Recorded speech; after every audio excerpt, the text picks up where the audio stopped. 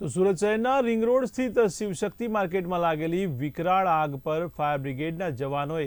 કલાકોની જહેમત બાદ કાબુ મેળવ્યો હતો। ત્યારે ગતરોજ સાંજે ગૃહ રાજ્યમંત્રી હર્ષ સંઘવીએ શિવશક્તિ માર્કેટની મુલાકાત લઈને અસરગ્રસ્ત વેપારીઓને મળ્યા હતા અને આ તકે તેમણે વેપારીઓને સાંત્વના આપી હતી અને ફરીથી પગભર થવા માટે સરકાર દ્વારા શક્ય તમામ મદદ કરવાની પણ હૈયાધારણા આપી હતી। ત્યારે ગૃહ રાજ્યમંત્રીએ નુકસાન થયું છે પણ હિંમત ન હારવાનો વેપારીઓને અનુરોધ કરીને કહ્યું હતું કે સકારાત્મક વિચારો સાથે મુશ્કેલીઓનો સામનો કરી આગળ વધવાનું છે।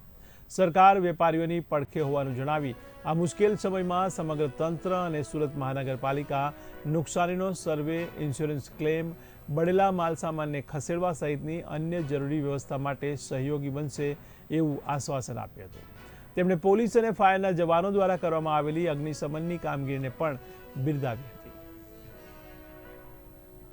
શિવશક્તિ માર્કેટમાં જે અતિ ભયાનક આગ લાગી, આગ ઓલવવા માટે સુરત મહાનગરપાલિકાની ફાયર ફાઈટરની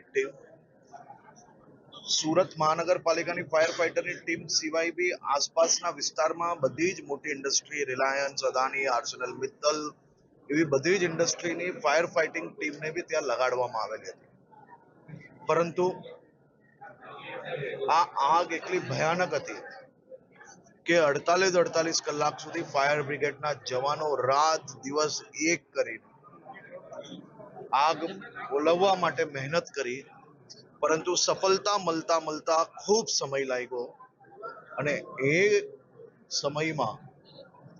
ખૂબ મોટી દુકાનોની અંદર, ખૂબ મોટી સંખ્યામાં દુકાનોની અંદર નુકસાન થયું છે। આ બધા જ વેપારીઓ ખૂબ નાના વેપારીઓ છે। આજે collector Shri, police commissioner Shri અને સૌ અધિકારીઓને મંત્રી શ્રી મુકેશભાઈ, મેં અને બધા જ ધારાસભ્યશ્રીએ સૂચન આપ્યું છે અને તાત્કાલિક કેટલા લોકો પાસે ઇન્સ્યોરન્સ છે, કેટલા લોકો એવા છે કે જેની પાસે ઇન્સ્યોરન્સ નથી, જેના દુકાનની અંદર નુકસાન નથી થયું, એ પોતાનો સાડીઓ કે કપડાનો જે કંઈ સામાન હોય એ કઈ રીતે નિકાળી શકે, એનો વેપાર પાછો કઈ રીતે ઝડપથી ચાલુ થઈ શકે તે માટે તાત્કાલિક સર્વે કરીને કામ હાથ ધરવા માટેની સૂચના બી આપી છે। અને સાથે સાથે અમે સૌ મંત્રીઓએ, મુકેશભાઈ પટેલ, પ્રફુલભાઈ અને મેં બધાએ જ સાથે મળીને સરકારની અંદર ચીફ સેક્રેટરી અને બીજા અધિકારીઓ જે વિભાગના છે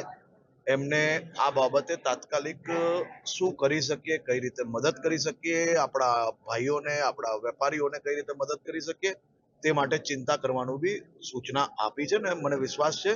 મુખ્યમંત્રી શ્રી ભૂપેન્દ્રભાઈ પટેલના માર્ગદર્શનમાં તમામ લોકોને જે કઈ મદદ થઈ શકે તે માટે વહીવટી તંત્ર આગળ વધી રહ્યું છે।